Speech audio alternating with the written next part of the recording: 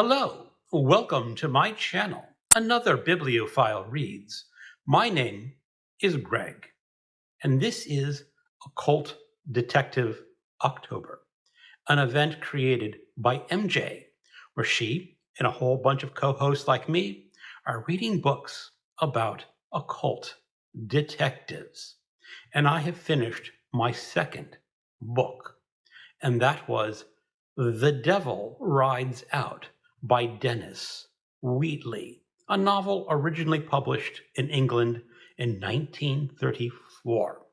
Dennis Wheatley was once a very popular horror author. He is from an older generation. His books, or at least the book that I read, was a little mannered, but it was fun. Now, this book starts off with the main character, the Duc Le Rochot, and his friend Rex de Rennes.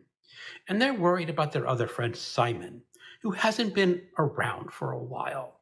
And they're wondering what happened to their friend. So what they do is they go visit their friend. And they're answered at the door by a man of about 60, bald and overweight. Now, with that description, a person, a real life person, should come to mind. And that person is Aleister Crowley, the most evil man in the world at one time.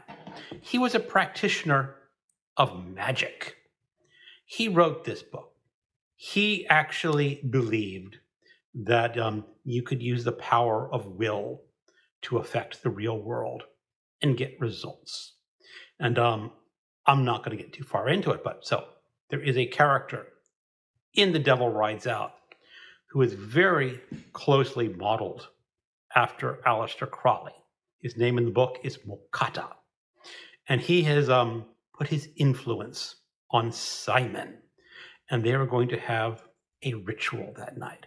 Well, they don't go in knowing it's a ritual, but the Duc Le Rochot, he's a pretty clever guy. He knows something is up, and he quickly susses the situation and determined that Simon is a pawn in Mokata's ritual, because they are going to do something satanic, because Mokata is a devil worshiper. And so Rex also meets a beautiful woman named Tanith, and he's seen this woman before in different parts of the world, but have never been introduced. And oh, does Rex like Tanith. Except Tanith is part of the satanic cult. Well, they rescue Simon, but Mokata is not happy. He needs Rex. Rex is a special person required for a ritual where he will be eventually able to get an item called the Talisman of Set, which will give him special powers. So that's the basic plot of the book. Now, I'm buddy reading this with Alan at Big Hard Books and Classics, and he mentions that Wheatley gets his magic systems wrong. He's playing the game. He's talking about the business, but Alan doesn't think Wheatley got the business right. That magic is not exactly what Wheatley is saying it is. Now, Wheatley is going for a fictional effect. It may not actually reflect what the true practitioners of magic believe in, but it's part of the plot. And there is a right-hand path and a left-hand path. The right-hand path is magic for good, or white magic. And the left-hand path is magic for bad, which is known as black magic. So the Duc Le Rochot and Rex have to rescue Simon, because Simon is taken out again. He is captured by Mokata, after they rescue him the first night. And then Tanith gets involved. And there's a whole bunch of running around the countryside in England and talking about how you do magic, why magic is as real as science. Now, this is where I sort of started drifting away and going, okay, this is kind of woo-woo. I don't believe in magic. I don't believe the will of a person can affect the real world, as in this book where crystal ball gazing is completely accepted as normal because Mokata can look into his crystal ball and see where Duke Le Rochot and Rex have taken Simon, and then he can go snatch Simon back. That stretches the credibility, but it's okay in its fictional setting. Now, how far that goes, it gets even stranger than that because Mokata is going to be doing something quite evil. And the Duke Le Rochot and Rex, they're out to stop him.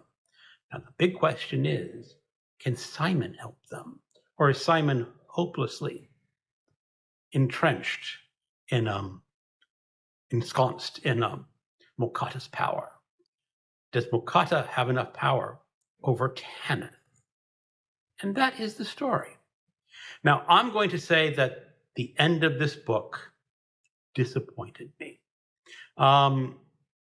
Wheatley tried for an effect in the ending that just did not work for me. It's pushing for a result in the end that is more pleasing to readers. And I thought Wheatley probably should have been a little harsher and let some bad things happen. Now, that's not too much of a spoiler. And the thing is, this book was really entertaining. It was older. The pace was a lot slower than modern horror novels, but I enjoyed it. Now, again, I did listen to the audiobook. Now, I have a couple other Dennis Wheatley books in paperback. I've had these for many, many years and I haven't read them. But after finishing The Devil Rides Out, I think I'm going to put these higher on my list because it was an enjoyable book. And it did involve an occult detectives of sorts. So thank you for watching and keep on reading.